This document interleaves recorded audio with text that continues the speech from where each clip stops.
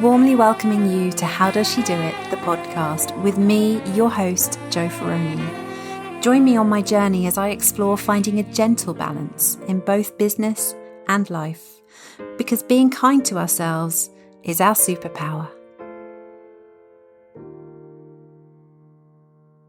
Esther Bullock started the Goldfinch Kitchen to showcase her talent for creating honest, natural and delicious cakes and patisserie. A former HR professional, Esther started her venture after having her 2 children when she turned her passion for baking with natural ingredients into a thriving and successful business. Based in the heart of Surrey, she is renowned for her unique and artistic wedding and celebration cakes. She's also a highly commended finalist in the Surrey Life Food and Drinks Awards, a finalist in the Family Network Best New Business Awards, and she's delivered more than 300 cakes to a wealth of happy recipients. Today's conversation has a beautiful energy to it, a warm and fuzzy feeling, if you will. It was wonderful for me to hear Esther's joy and passion flow as she talked about creating delectable cakes for special occasions, and I really loved hearing about all of the layers of connection that occur in her work. This business is personal, and the unique experience that Esther offers is something very special indeed. Enjoy the show.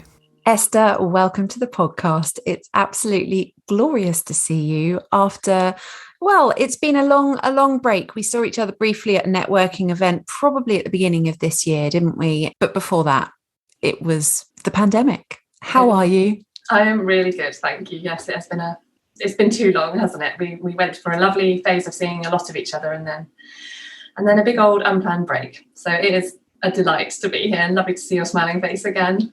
Oh, welcome to the podcast. I'm really looking forward to our conversation today. I feel we've got lots to cover, so I'm going to get stuck in straight away.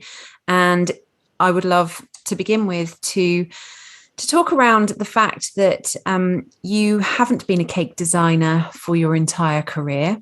And this obviously is not dissimilar to so many of the women that I speak to. We're exploring new avenues and at a different point in our lives. So tell me, how different is it to be a cake designer having been an HR professional in your previous career? Well, it's wildly different, as you'd expect. And I think we discussed, our previous lives way back when we first met. So you know a little bit of where I'm coming from. But, well, I think when I was preparing to answer a question like that, my first reaction was, well, cake designing is just more fun. It's more fun, it's more personal, and actually what's really lovely is the interactions that I have with people are just so much more special. I think I want HR to be all about the people, but actually a lot of it is about statistics and spreadsheets, and certainly the environment I was working in previously in banking it was obviously very, very corporate. And there comes a point when perhaps you realise that's not right for you anymore. And of course, the job I'm doing now is so flexible. It's wonderful. It's varied. It's really balanced. And I've got less time at my desk or commuting, of course, as well. So I have all that flexibility in my home to run things here and the garden. But also, there's just so much to think about, isn't there, when you're a mum? And I have that space to think now around my work. Now I'm doing the cake designing. It's great. I really am interested to just take you back to what you spoke about there, how it's so special to be working with the clients that you do now. It's so much more personal. It's about the individuals, those human beings. And that is so similar to a conversation I had very recently with someone who worked in education. And they obviously, like you going into HR, were there because it was about the human beings. And obviously, from your heart, it needed to be personal, but exactly the same was said in education of it was all the tick boxes and all of the cramming in of structure into what then became so much less personal and so much less about the individuals. So that's a really interesting parallel that I've already heard there. And Obviously it's more fun. Although, or I say obviously, I would not have a clue where to start with what you do with cakes. So it would probably be incredibly stressful for someone like myself, but for someone with your creative and artistic talents, I can imagine that every day you go to work in inverted commas, is a joy and a creation. Yeah, I think I always thought I wanted something, like I said, it involved people, it was about people, but also I always used to say, I love being part of a team. I think that really just meant, actually, in hindsight, I love being around people. I like making people happy. And of course, when you're making something for someone, which is, of course, actually what creativity means, you are creating something yourself, then when they're buying that from you, you're making it for them, and it's going to them, to their home, to their special occasion, whether it's a wedding, an anniversary, or I don't know, something incredible like an 80th birthday. And you know that it's coming from your kitchen where you're raising your children to theirs, and they're all going to sit around as a family, a bit like someone within their own family has made it for them. And yeah, it's magic. It's obviously a huge privilege, and people, I think that gets bandied about quite a lot, but it is a huge privilege that someone will come to me and ask me for that, for something so special. That sounds so heartfelt, and that family connection is beautiful. And I think that is one of the ways that you're so unique, in the way that you have kept your business at home, which is lovely, like you say, around your family, with the garden as well. And I know, and I'm sure we'll come on to it, the garden plays a part, and the edible flowers and what have you play a part in your cakes as well. And I just feel that the personal touch, as well as the extremely professional touch of you in your work, must make a beautiful connection. And when you talked about team and being around people, what came into my mind was that you have a constantly evolving team that you're a part of, because every time that you work with, whether it's a couple for their wedding or a family to surprise someone with that 80th birthday cake, you're all pulling together. They are relying on you for your expertise, but you are relying on them for that. What is it that's special to them as a family? And there's no sort of tick box approach like there probably was in the corporate world at some point, I should think. Absolutely. I think there's an assumption that from some folks that perhaps it would get a bit samey, that I'm doing the same thing every day. But yeah, I hadn't ever thought about it from the perspective of all the different people that I'm working with. And of course, when I go along to set up something like a wedding, then there are a lot of us there in the room, which is wonderful. But yes, working and getting to know, really quite personally, some of the families that I've worked with, or the individuals who've organised something special for a loved one. Yeah, it's a real joy. And sometimes it's just on email, but often it's on the phone as well. And of course, then it's in person on the day when they come to collect, or when I deliver. And it's such a treat to go along and actually see, the thing that I've created placed then within everything else that they are creating for the day. So yeah, I'm getting to meet new people all the time. And also, of course, I've got all my lovely regular clients, which is so nice. And yeah, I suppose they are part of my team. Yeah. Oh, it sounds like a journey. Every client, you go on a journey with them, and to fit in with, whether it's them as a family, them as an individual, or like you say, the amount of people involved in a wedding. And I've seen a lot of your posts where you'll tag the venue, the florist, and I should imagine that you're building, or have already built, a really strong community there as well. I should imagine that the opportunities are endless. Yeah, well, I hope so. Yeah, certainly. That is probably one of the highlights of what I do. Is the week in the run up to wedding, like the week I have now. It's an anxious time. There's a lot to do. It's a heavily creative time, but then you arrive, and there's nothing more you can really do. Once it's made, there's setting it up on the day. That's another creative process, which is slightly different from in the kitchen. But it is such a treat to arrive and be surrounded by all these lovely have highly experienced in many cases, event managers, caterers, and people that manage the venues themselves. They're wonderful. And the florists, goodness me, they tend to be the people that I have the closest relationship with, for obvious reasons.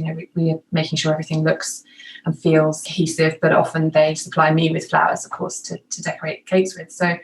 And they're just the loveliest bunch of people, florists, and generally, anyone involved in this industry. It's just such a treat. Everyone's just lovely because, of course, we're all in the business of making people really happy. So, of course, it's lovely. It's just a lovely day when we're all setting up together and, peaceful, actually. Wow, that's incredible. That's a real result. That's a real result. And testament to you and your, I'm going to call them colleagues in this case, all of you pulling together, all of you doing what you love, and making a day really special for someone. Oh, it's made me all tingly, and it's just beautiful. And I think people listening to this will have a lovely sort of fluffy feel about them right now, because we can feel the energy with which you work and absolutely adore it. So let's break it down a little bit. You obviously started this business whilst parenting and adjusting to the challenges that parenting brings in our lives. Did you spend a long time planning the business, or was it something that evolved organically? Because so many businesses can be one or the other. Yeah. And I've often heard things like the business that I'm in being, your side hustle. But actually it was never a side hustle. Going back to, the start, I think actually the hardest part for me was leaving what I had been doing before. Okay. Because I don't think I could ever have come up with this idea of the Goldfinch Kitchen if I had been doing something else. I don't think I could ever have done two things at once. I mean, who knows? But also I didn't have the brain capacity, the space in my day, even on the train or, I don't know, last thing at night, to even to just have dreamt this up, to have been creative about what I really wanted to do. I'm very lucky that I was able to have a break from my career as such. And I'd been, considering what I was going to do long term. And frankly, my job was a brilliant one. It was very secure. I had really enjoyed it for the best part of 10 years. But certainly after having two children, very different situation as a mother. And also, I had some health problems after my second, with regard to my thyroid and my mental health as well. And I think that was the nudge that I needed, plus listening to a lot of Coldplay music on the train. That was quite helpful. That just made me go, God, just for goodness sake, make a decision and call it quits as such. That sounds maybe more negative, but just take a moment to give yourself some space to get better, to connect with your community and the school and what the boys are doing. And to just be happy again, really. And actually then the business came off that, because I had time to reflect, time to do things I used to love doing a lot as well. And then, it occurred to me, goodness me, everyone's ordering all these birthday cakes for their children's enormous birthday parties. I can do that. Why aren't they making them? Oh, because they don't like doing it, or it's stressful, as you said, you wouldn't necessarily enjoy doing it. And that was a bit of a revelation to me, because I've always baked. I like cooking. I don't find it stressful. I find it quite the opposite. So one day I said to some friends, look, next birthday party coming up, let me make the kids' birthday cake. I think I did it at cost for a couple of months. And of course, before I knew it, that became really popular. And then I was making them for grown-ups as well. And I realized I kind of found my feet in terms of what a more grown-up cake was. What would I like? What would I want to eat? And how would I want it to look? And then it all fell into place really from there. So I'm no longer making what we call novelty cakes, or I might do it, but I'll do it on the sly for friends. But I think it just grew out of that. But I needed that space to think about what I really wanted to be doing. But also I gave it a go, and I thought in 2 years, if nothing's come of it, or I think it was even some shorter than that, it was if in a year this is just turning out to be a bit of a hobby, then let's think of something else. But it just went from strength to strength. So I was very fortunate.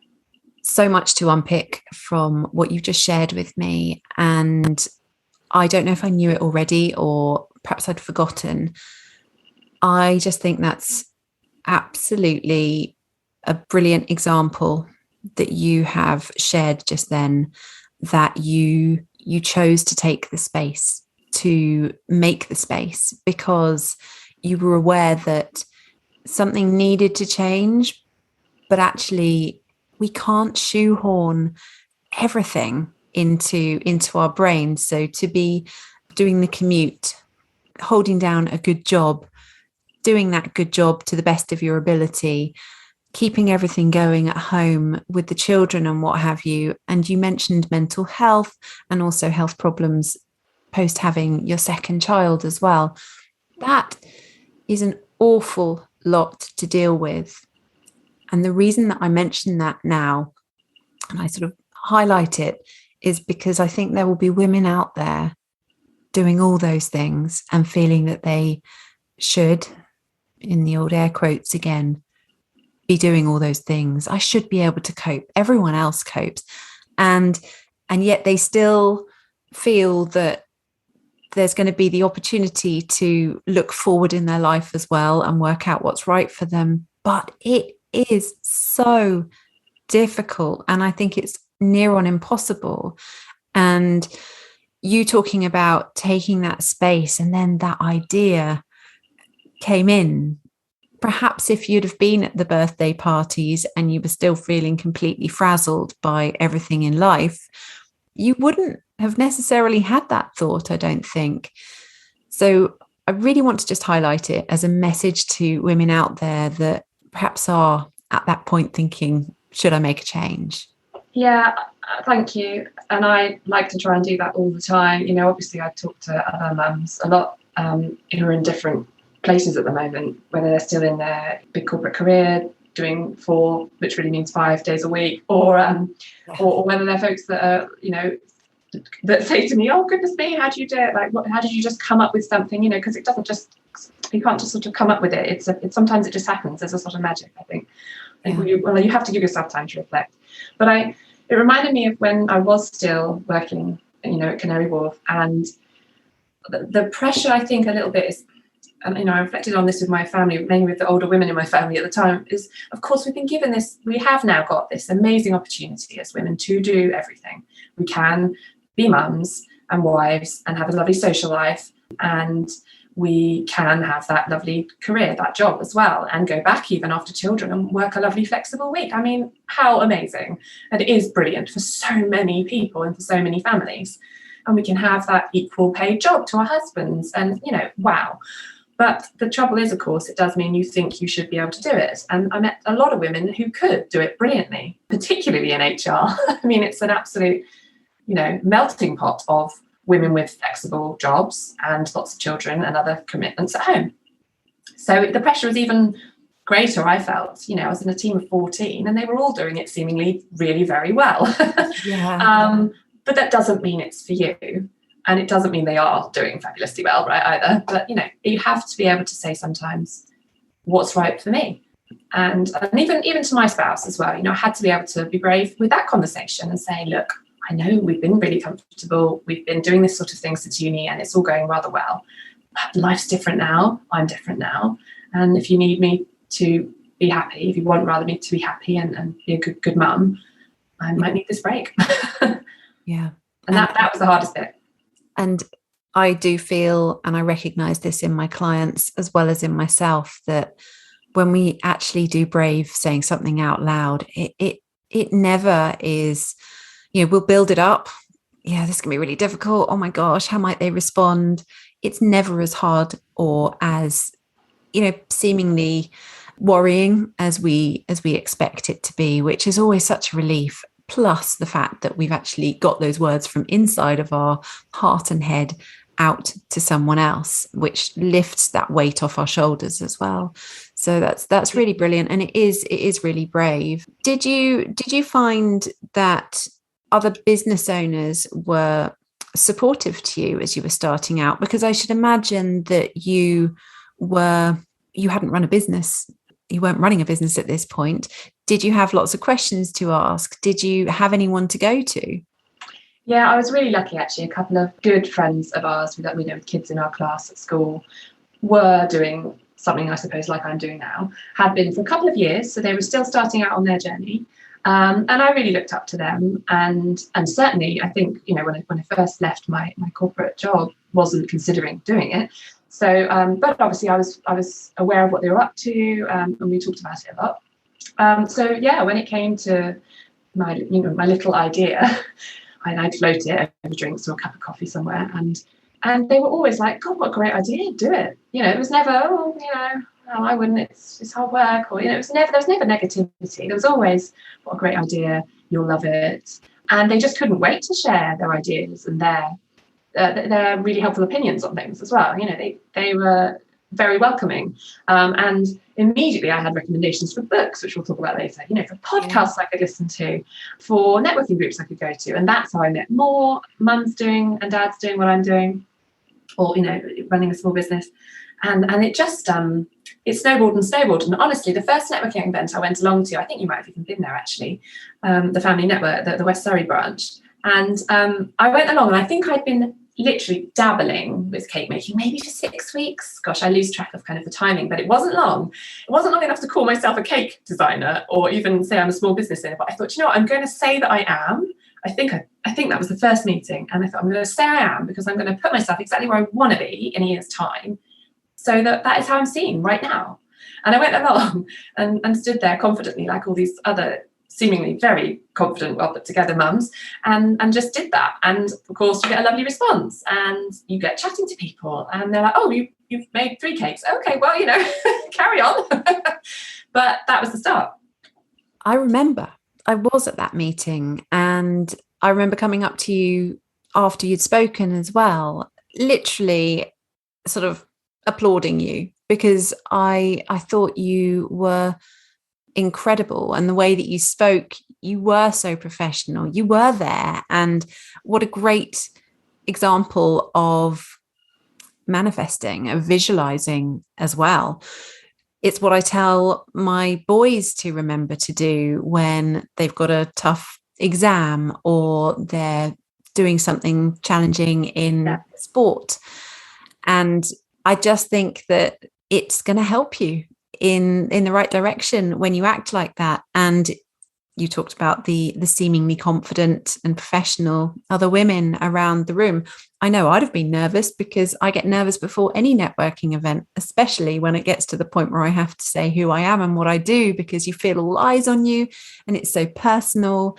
And you know, it's tricky for everyone, but you know that now. You obviously were there then, knowing that, right, I've got to put myself there and almost live up to everyone else around me. But we all come together. We all suffer the same concerns at times and have to give ourselves that extra push. And well done for putting yourself there. I think you had your youngest with you at the time. Oh, I might have, yes. As well. And that in itself is a challenge. I always, applaud people that turn up to my networking events and they're juggling a toddler or a baby, and they're still able to put their business brain in gear as well and promote what they do. So I should imagine the more networking events you went to as well, the more you were able to ask questions, get other people's thoughts on what you were doing. And like you say, the snowball grew and grew. Yeah, it's lovely. And I should say, I come from a background, those 8 to 10 years were in learning and development. That there was a reason for that. I like talking with people. I like helping people. I like finding out what their challenges are and helping them. So actually to go into that environment where we were all actually essentially doing that for each other came really quite naturally. I was thankfully quite used to public speaking, not about my own business, of course. So that was a slightly different thing. But I think I just thought, apply everything you've actually just been doing for all these years to something that, look, you love doing. So this should be really quite easy for you. And then go in there and just be yourself. And actually then, of course, other people talking about their challenges. And I love that helping each other stuff. But it was so much more human, I suppose, than what I'd maybe experienced before. Yeah, it is very different, actually. And I think I've got a lot of friends that work in corporate still that probably would be so surprised to come along to, any of these networking events, whether it's mine or Dwayne's that you mentioned, the Family Network there, because it really is I mean, how many steps removed from corporate? It's polar opposite, and we're very lucky. And that brings me on actually to what I was going to speak around next, which was something that you and I share in common. And that's our deep held belief in collaboration over competition. You've obviously had a lot of support, and then in turn, you have gone on to support other people as well.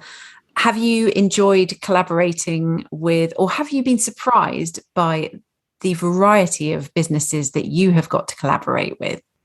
Yeah, absolutely. I've been just really pleasantly surprised at how many people are open to the idea, even if it's, seemingly quite an obscure idea. I don't know, like working with Aubrey Vineyard, for example, or it's people who do things quite differently to me, or quite different businesses to me.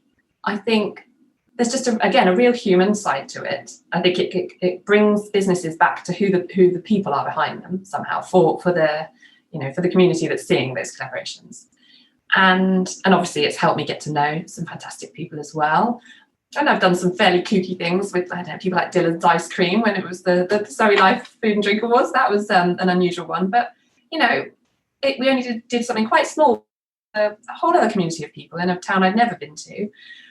And I don't know, I suddenly got the buzz for it. I think it was helping me because I was able to have great conversations with people who were perhaps more experienced than me as well. So, it was quite symbiotic ultimately. And learned a lot. It was very positive. And no one ever really says, nah, that's not for me.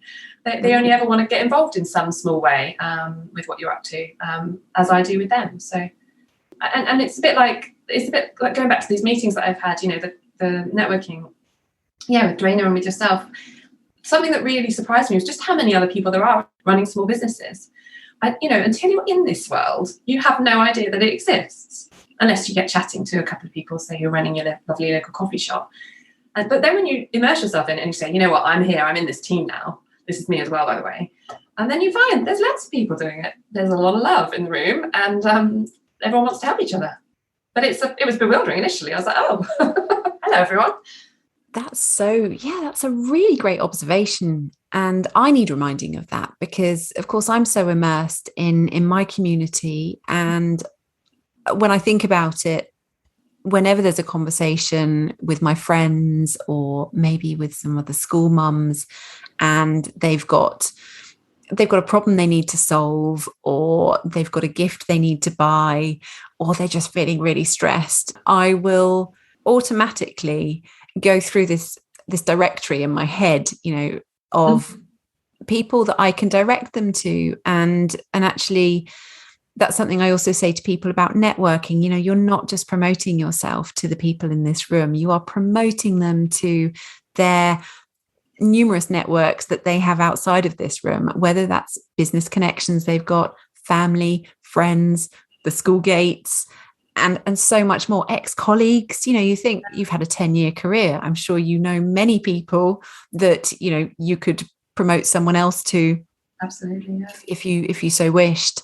And I think that the opportunities, like you say, for a start, we just don't know all these places exist, all these businesses exist when we're in corporate life, but the opportunities that can be sought from all of these connections it's endless. It really is. And I should imagine that lends itself to your creativity as well, because you're very creative in the actual product that you make, but then you're creative in the way that you promote it, who your target market is and who you're going to work with on that, where you're going to do it.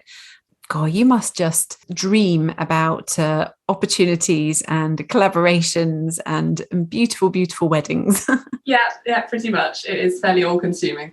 But I'm so glad it is, actually. I'm so glad that, I think this is what people say, isn't it? When you are doing, what is the phrase? When you do a job you love, it's not a job. That's right. And it isn't, actually.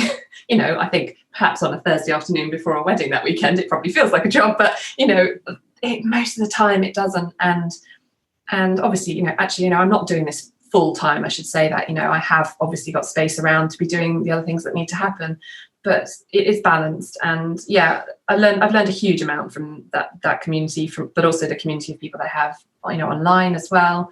And, in the early days when you're starting out and you're creating it all and making it all look official and professional and legit, then, you don't necessarily know what you don't know. And all those other people that I've spoken to, whether it's clients or friends and, group people that I met at networking events, and other business owners, they're all just too happy to say, have you thought about this yet? Or have you got insurance? Or have you built a website yet? And make sure you put this on your Instagram. And, people just, the information just came flooding in, and I had notebook after notebook. I've got them on my shelf in here. I keep everything, which is fun, and I love looking back over it and realizing the rudimentary stuff that I had no clue about even in year one. 18 months in, there were still things I was like, gosh, I really could probably be doing it like this. And I'm sure it will go on and on like that. And it's like I said at the beginning about it being so varied. When you're not baking and you're not delivering cakes and you're not decorating, there's a heck of a lot of other stuff to do in the background, some of it more interesting than others, but it's just constantly learning.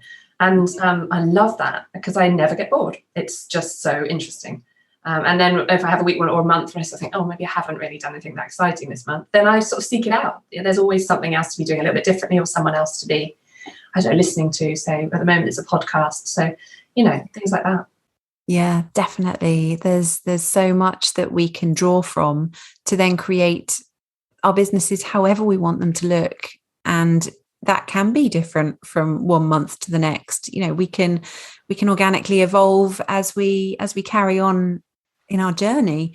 And I love that you talk about the notes that you made from all different sources, and something that I encourage my clients, and especially at networking events that I host, to do is to share some of the things that they did that maybe didn't go right, or cost them money, or cost them time, because then that can help people who are not so far in their journey to avoid those mistakes and pitfalls, which is just the most beautiful gift you can offer someone. And you can't really put your finger on exactly what that is, but it will make a big difference. And that's the beauty of this small business community, I think.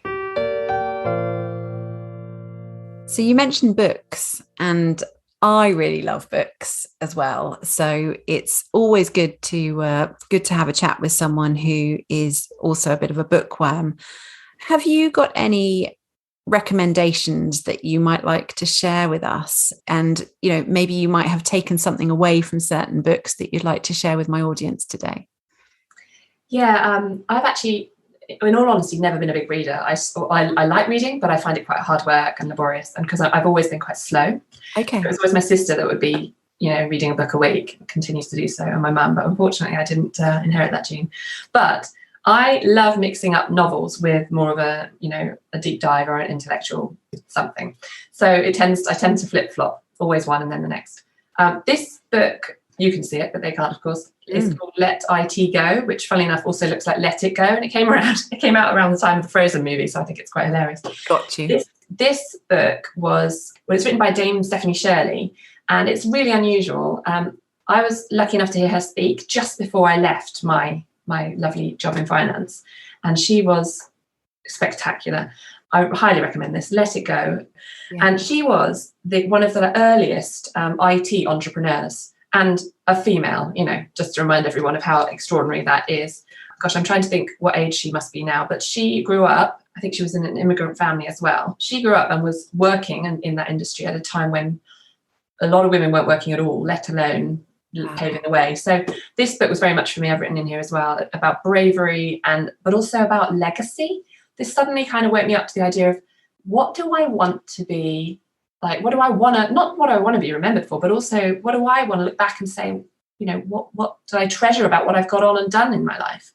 It might not be everything as spectacular as her, but, just actually stop and think about that, because it's important. Yeah. Oh, brilliant. Yeah, I haven't seen that book before. I'll pop it in the show notes as well, so people can have a bit of a look at that. And this one, my friend Cheryl Catton of Cheryl Catton Photography, who was a big help and supporter of mine and continues to be, and she's just a lovely friend. She recommended, actually, this is her copy. I think it even has something written in it from her daughter. This is The Discomfort Zone by Forrest Law. Yes. Yeah, I love that. It's just like, you could just eat it up. I think I read this in 3 or 4 days, which was so unlike me, as I said earlier. It's funny. It's written really in a really easy way. Lots of different perspectives on that classic phrase of getting outside your comfort zone. But actually from the perspective of, for me, at the time of starting my own business, it was just, don't worry so much about what everyone thinks. Just do what you think is the right thing to do and be authentic, and just do the right thing and do it well. And just be a bit braver. I think I thought I was really brave and extrovert, but actually when it came down to it, perhaps I wasn't. So that was fab.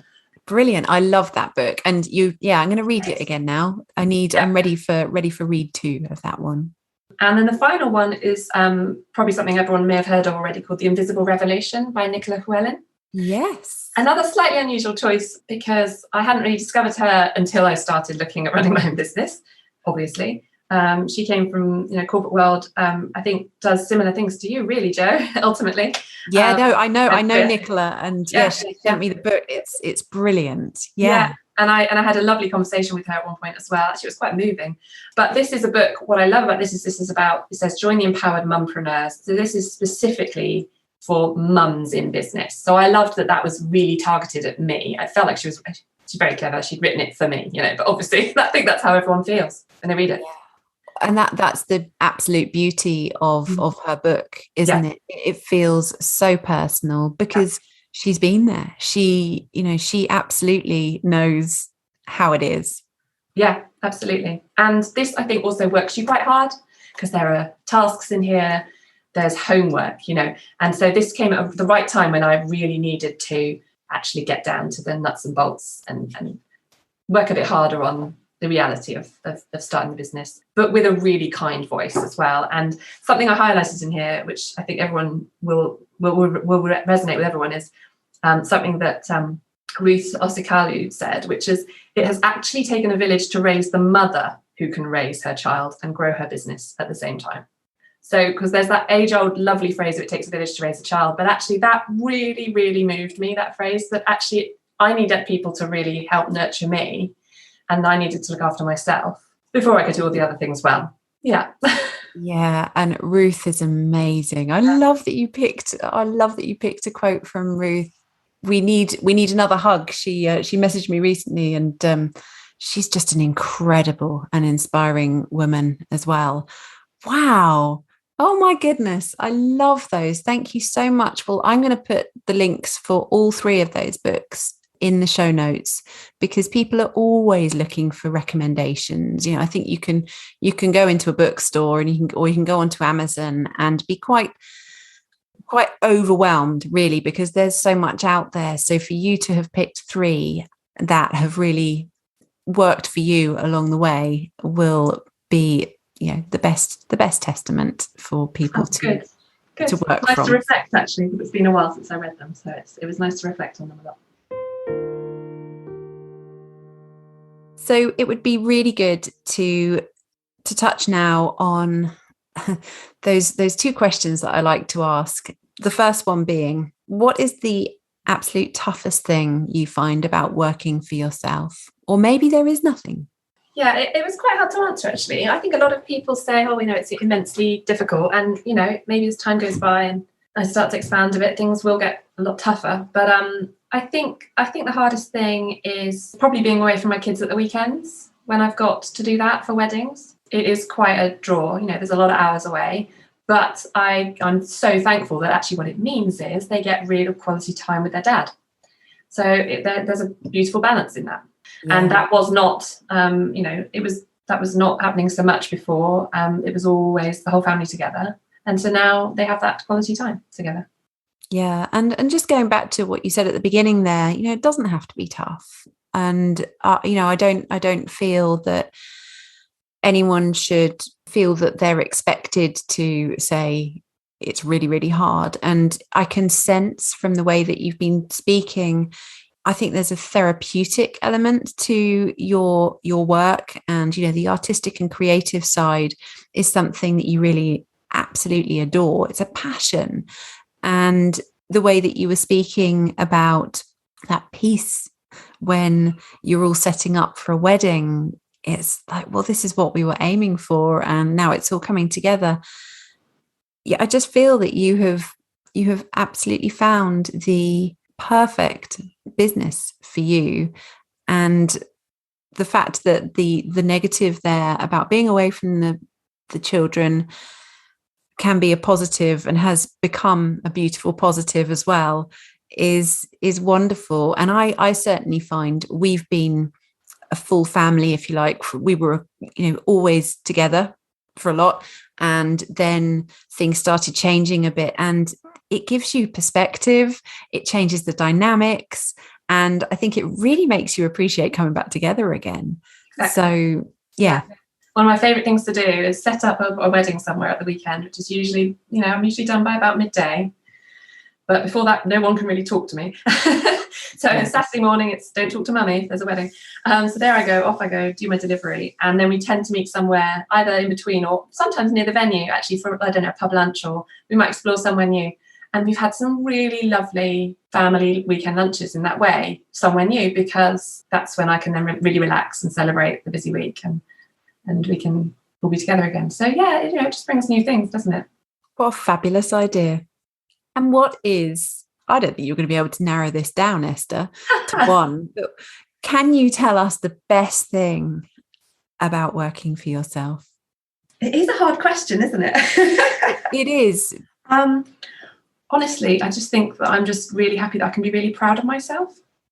Oh. And I think that used to be something that felt like really blowing your own trumpet. But as I'm raising the kids, and I'm raising them to just be really proud of themselves and proud of each other, and I'm just so proud of them, I realise actually I should be really proud of myself. And I love that I can have pride in what I'm doing, because I'm involved in every piece of it. I mean, of course I am. I haven't got anyone here, contrary to what some people think. It is just me.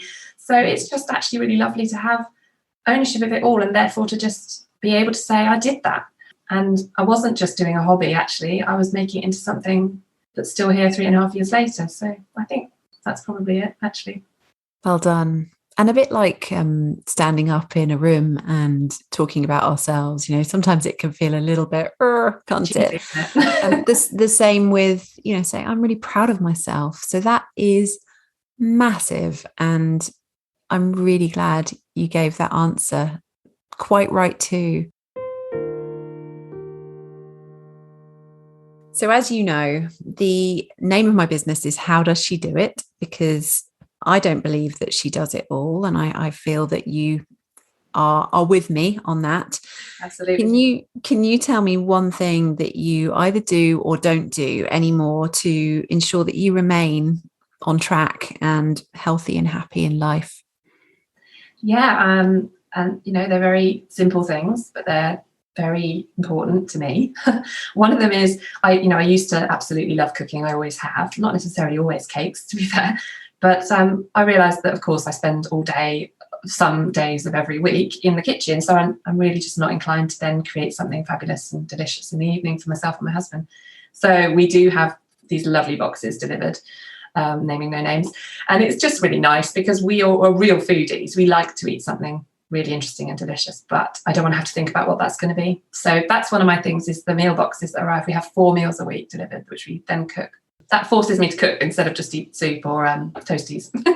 Yeah. And then the other thing is rest, and something that I obviously couldn't do in my corporate days was rest during the day.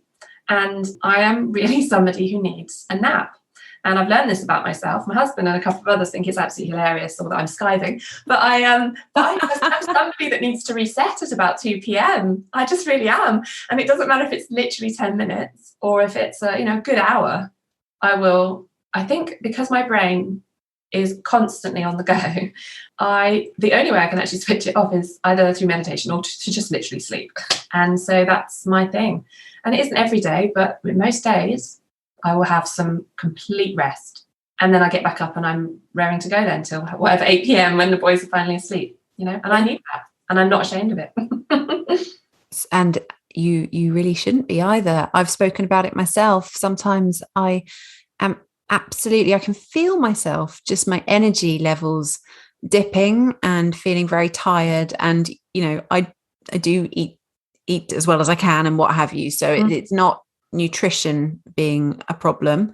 No. And I don't see it as a problem either. And again, unapologetically, perhaps in the beginning, I did feel a bit guilty, and I love that you use the word skiving, because it takes me back to that's kind of the language we used at school, isn't it? Oh, I'm skiving. But I did probably feel a little bit, oh God, this is a bit lazy.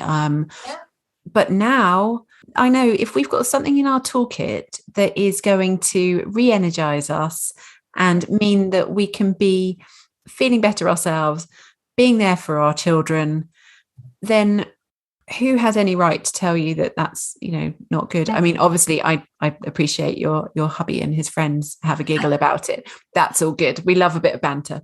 It's fine. Gives them something to talk about, Exactly. And I get it, and I'm in a very fortunate position that I have flexibility, and includes choosing when I work, to a greater or lesser degree depending on what's happening that week. So and evidently I've made a choice. We have, as a family, chosen that now, because I gave myself the time to do that. Yeah, there's some brilliant, clear and powerful messaging coming through in this conversation today. And I have no doubt that it is going to help many women out there, maybe even if it means that they just take some time to assess their week, not even necessarily their career or the next decade, but just to sort of find a little bit of honesty in themselves. How are they feeling? What could they tweak? I love the fact that you get the meal boxes in, because that is, well, it's kind of ticking at least 2 boxes, because you're going to be exhausted, so you don't want to be in the kitchen trying to create something lovely, but creating something lovely is really important to you. So there was an answer there. We're very lucky, I think, in this modern day. Yes, they are. Yeah, but you've utilized what's out there to work for you. Yeah. And well, thank you so much for sharing so much with us today. It's been an absolute joy to hear how things have evolved, and especially that you took that break. You gave yourself that grace, actually, in between corporate and finding what was next for you. I think that's very, very powerful. Yeah. So thank you so much for everything that you shared. Before we end, I would love you to let my listeners know, where can they track you down, because they're going to be intrigued now. They want to see what you do. They want to be able to come and speak with you about your amazing designs. Oh, thanks, Jo. So I suppose the most fun place to find me is on Instagram, if you're not already following me. That's the Goldfinch Kitchen. Please jump on there and chat with me and DM me and comment on what you see, because it really is so helpful. As you know, Instagram is a wild beast, and I'm also recently starting to put a lot more reels and things on. I'm yet to film my first actual video of my face on it. That fills me with horror. But there you can actually see how things are iced and the macarons are actually made now, which is quite a new thing for me. So I love that. But also, of course, my website, which is goldfinchkitchen.com. And that's quite a fun place for all the whole menu's on there. And it's changing again in a week or so. And there's also a contact form on there if you want to place an order or just make an inquiry. Lovely. Thank you. Obviously, I'll make sure that the links for Instagram and the website go down below in the podcast notes to make it really easy for people to come and find you. And all that's left is for me to thank you so much. It was a really very beautiful and interesting and inspiring conversation with you today. And I really thank you for your time. Thank you so much for listening today. I really hope you enjoyed the episode. If you did, I'd love you to take a moment to share and subscribe too. Come and join me over at How Does She Do It Life on both Facebook and Instagram. And until we speak again, I wish you a wonderful week ahead.